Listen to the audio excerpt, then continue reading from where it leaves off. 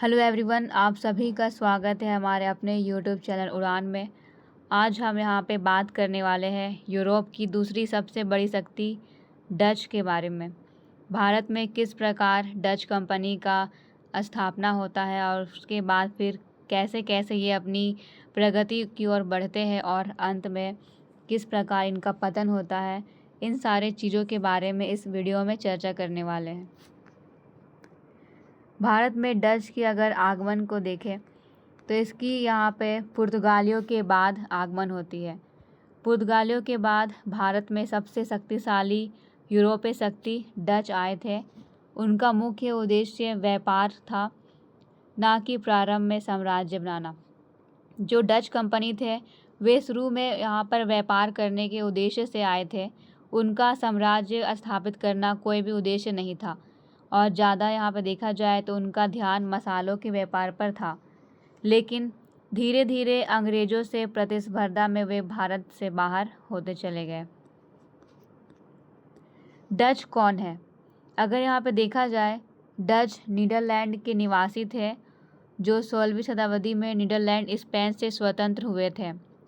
पुर्तगाल और स्पेन के मसाला व्यापार पर एक अधिकार को समाप्त करने के लिए डच व्यापारियों ने भारत और दक्षिण पूर्व एशिया के तरफ अपना रुख किया था। भारत में डच कब आए थे? 1595 में पहला डच अभियान पूर्वी यहाँ पे देशों के लिए रखा गया था और उन्होंने यहाँ पे रवाना हुए थे। 1602 में डच सरकार ने VOC Dutch east India company की स्थापना किया और उसके बाद यह दुनिया की पहली बहुराष्ट्रीय और संयुक्त पूंजी कंपनी मानी जाती है। VOC Dutch east India company की विशेषता देखा जाए तो सबसे पहले इसकी स्थापना 1602 ईस्वी में होती है, जिसका मुख्यालय एम्स्टर्डम में था। ये एक सरकारी संरक्षण वाला कंपनी था, यानी कि इस कंपनी का नियंत्रण पूरा सरकार के ऊपर था। शेयर बाजार से पूंजी जुटाने वाली पहली बड़ी कंपनी के रूप में इसे जाना जाता है और इसका अपना नौसैनिक बेड़ा था, जिसमें हम बात करेंगे प्लूट शिप के बारे में। इसकी अपनी सेना और अपने कुछ अधिकारी भी थे। भारत में डच की पहली फैक्ट्री 1605 में मछलीपट्टनम आंध्र प्रदेश में खुलती है और इसके बाद फिर उन्होंने अनेक व्यापारिक केंद्रों की स्थापना की थी, जैसे कि भीमिलीपट्टनम और भी कराईकल जैसे कुछ स्थान हैं। अब सवाल ये उठता है कि डच कंपनी भारत में क्यों आई थी? इनका मुख्य उद्देश्य था व्यापार करना। तो उनमें देखा जाए तो काली मिर्च का व्यापार ये ज़्यादा करते थे। लौंग, दालचीनी, जायफल, इलायची, रेशम, कपड़ा, सोरा, नील, ये सारे चीज़ें यहाँ पे व्यापार किए जाते थे। डच की रणनीति देखा जाए तो सबसे पहली रणनीति थी समुद्रीय शक्ति। उनका नौसैनिक बेड़ा उस समय दुनिया के सबसे शक्तिशाली बेड़ों में से एक माना जाता था और ऐसा माना जाता था कि डच कंपनी भारत में अपनी प्रभुता को स्थापित कर लेंगे। लेकिन आगे चलकर देखने को मिलता है कि उनसे भी बड़ी कंपनी यानी कि अंग्रेज आ जाते हैं, जिनके सामने डच की ये जो नौसेना बेड़ा है ये कुछ काम नहीं आ पाती। उसके बाद है व्यापारिक एकाधिकार। वे चाहते थे कि मसालों का व्यापार केवल उनके हाथ में हो। अगर हम बात करें जितने भी दूसरी यूरोपीय शक्ति है, जैसे कि यहाँ पे पुर्तगाली, अंग्रेज, फ्रांसीसी, ये सारे लोग अनेक स्थानों पर अपनी फैक्ट्रियाँ खोले थे। लेकिन यहाँ पर देखा जाए डच के बारे में तो उनका यहाँ पे केवल एक ही व्यापारिक केंद्र भी था और उनका एक ही सबसे बड़ा उद्देश्य था मसालों पर व्यापार को स्थापित करना। बंदरगाहों पर नियंत्रण, उन्होंने समुद्री मार्गों पर नियंत्रण स्थापित किया था। किले बनाना, जहाँ फैक्ट्री बनाई वहीं सुरक्षा हेतु किले भी बनवाए गए थे। स्थानीय शासकों से संधि भी किए गए थे। सीधे युद्ध के बजाय पहले व्यापारिक अनुमति प्राप्त की जाती थी। डच जहाज़ों की विशेषताओं में देखें तो बड़े मालवाहक जहाज़ इनके पास थे। लंबी समुद्री यात्रा में ये सक्षम होते थे और भारी तोपों से ये लैस थे। डच कंपनी की सबसे महत्वपूर्ण अगर यहाँ पे देखा जाए जहाज़ के बारे में तो प्लूट शिप जो है ये यहाँ पे बहुत ही महत्वपूर्ण जहाज माना जाता है। प्लूट 16वीं से 17वीं शताब्दी में डचों द्वारा विकसित एक विशेष प्रकार का व्यापारिक जहाज था। इसकी डिजाइन का उद्देश्य युद्ध नहीं था, बल्कि कम लागत में अधिक माल ढोना था। ऐसा माना जाता है कि प्लूट शिप को ढोने के लिए बहुत ही कम लोगों की आवश्यकता होती थी। प्लूट शिप को खेने के लिए बहुत कम लोगों की आवश्यकता होती थी, और दूसरी तरफ ये इतना हल्का होता था कि मतलब इसे देखा जाए तो ये मतलब कम लोगों के द्वारा भी इसे संचालित किया जा सकता था। इसमें अगर देखा जाए तो अधिक माल ढोया जा सकता था, और साथ में ये जितनी भी यहाँ पे कंपनी थी, जैसे कि पुर्तगाली कंपनियों का जहाज बहुत ही ज़्यादा भारी होता था, उसकी तुलना में ये बेहद हल्का था। इसी जहाज ने डचों को विश्व व्यापार में बड़ी बढ़त दिलाई थी। कम लागत में अधिक माल परिवहन किया जा सकता था। मजबूत नौसेना द्वारा ये सुरक्षित था। इसी कारण से वे लंबे समय तक हिंद महासागर का व्यापार में अपना प्रभाव को स्थापित कर पाए थे। डच और पुर्तगालियों का संघर्ष शुरू हो जाता है। मलक्का पर अधिकार डचों द्वारा किया गया था। श्रीलंका में पुर्तगालियों को इन्होंने हराया था। इंडोनेशिया के अधिकांश मसाला द्वीपों पर नियंत्रण स्थापित किया गया था, और ऐसा माना जाता है कि डच कंपनी का सबसे बड़ा अगर कोई व्यापारिक केंद्र था तो वो था इंडोनेशिया। इंडोनेशिया को मसाला द्वीप के नाम से भी जाना जाता है, क्योंकि उनका एक ही यहाँ पे व्यापारिक वस्तु था ज़्यादा, मसाला, और इंडोनेशिया उस समय मसाले के लिए बहुत ही बेहद स्थान माना जाता था। भारत के कुछ क्षेत्रों में भी पुर्तगालियों का प्रभाव कम किया था डचों ने। भारत में डच के प्रभाव में देखा जाए तो सबसे पहले आती है आर्थिक प्रभाव। मसाला व्यापार का विस्तार किया गया था। कपड़ा व्यापार में वृद्धि की गई थी। बंगाल के रेशम का निर्यात किया गया।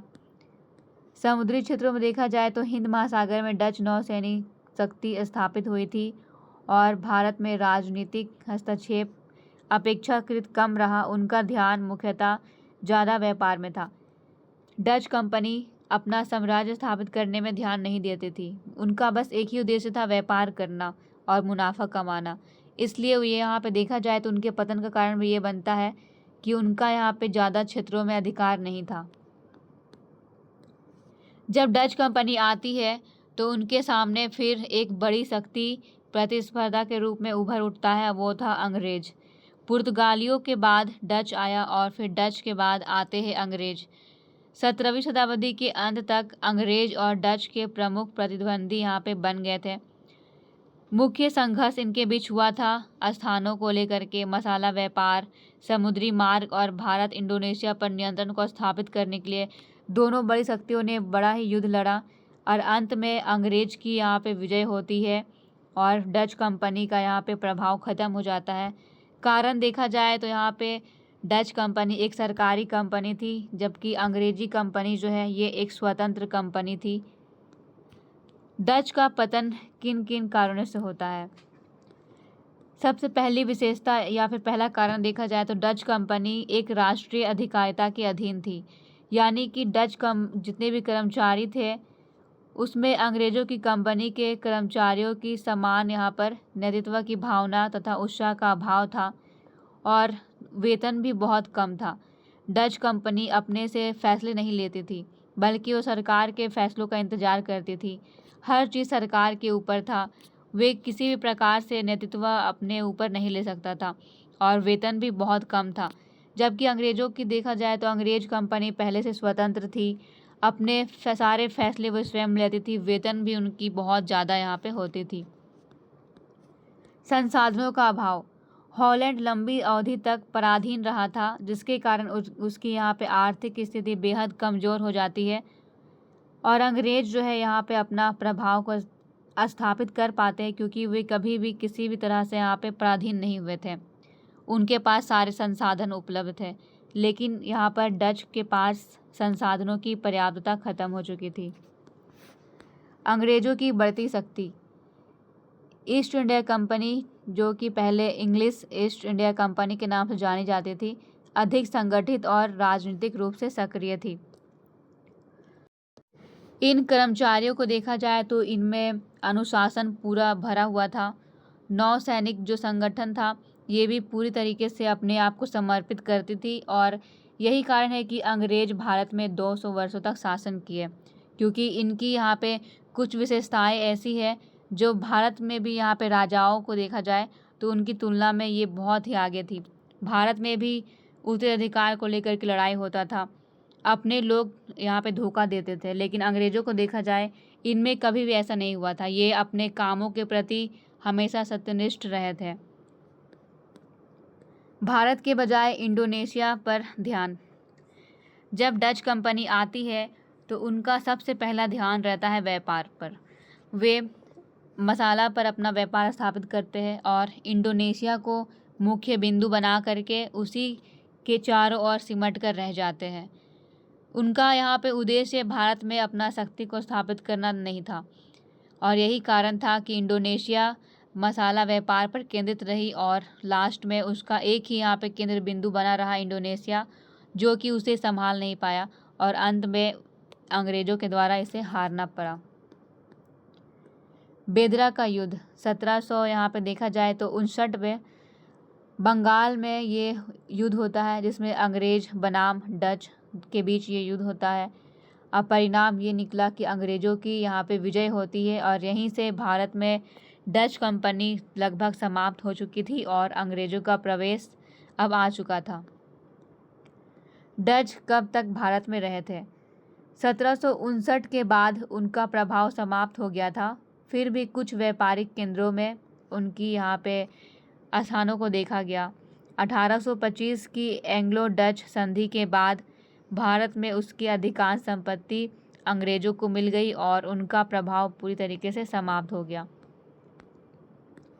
डच कंपनी की कुछ उपलब्धियां यहाँ पे मौजूद है, जैसे कि भारत और यूरोप बाज़ार को यहाँ पे बढ़ावा मिला था, समुद्री व्यापार का विस्तार हुआ, बंगाल के रेशम और कपड़ा व्यापार का विकास हुआ, मसाला व्यापार में क्रांति आई और आधुनिक संयुक्त पूंजी कंपनी VOC का सफल मॉडल यहाँ पे देखने को मिला था।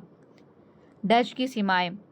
भारतीय राजनीति में कम हस्तक्षेप यहाँ पे देखने को मिला, क्योंकि उनका उद्देश्य था ही नहीं यहाँ पे अपनी राजनीति को स्थापित करने का। क्षेत्रीय साम्राज्य स्थापित नहीं कर पाए क्योंकि पहले से ही बहुत कमज़ोर थे, आर्थिक स्थिति खराब थी और मसाला द्वीप पर ही ज़्यादा ध्यान था। अंग्रेज़ों से प्रतिस्पर्धा में पिछड़ गए थे। जब वे आए थे उन्हें लगा कि वो भारत में अपनी यहाँ पे स्थिति को बेहतर कर पाएंगे, लेकिन उन्हें क्या पता था कि उनके बाद आने वाले जो प्रतिद्वंदी है वो उनसे भी ज़्यादा ताकतवर होंगे। सैन्य और कूटनीतिक विस्तार सीमित रहा था। उनकी यहाँ पे जो सैन्य शक्ति थी वो कभी अपने आप को समर्पित कर ही नहीं पाई, हमेशा अपने सरकार से यहाँ पे वे नाराज़ रहती थी और यही कारण था कि वो सही तरीके से युद्ध में भी अपना सहयोग नहीं दे पाई थी। कूटनीतिक विस्तार की वजह से भी यहाँ पे इनका यहाँ देखा जाए तो पतन होता है। तो इस प्रकार से हम डच कंपनी के आगमन, उनकी यहाँ पे क्या क्या विशेषताएं थी, सारे चीज़ें यहाँ पे देख चुके हैं। तो इस तरीके से यहाँ पे देखा जाए तो डच कंपनी के बाद अब आएगा तीसरा प्रतिद्वंदी अंग्रेज, जिसे हम अपने नेक्स्ट वीडियो में उसे कवर करेंगे। Thank you.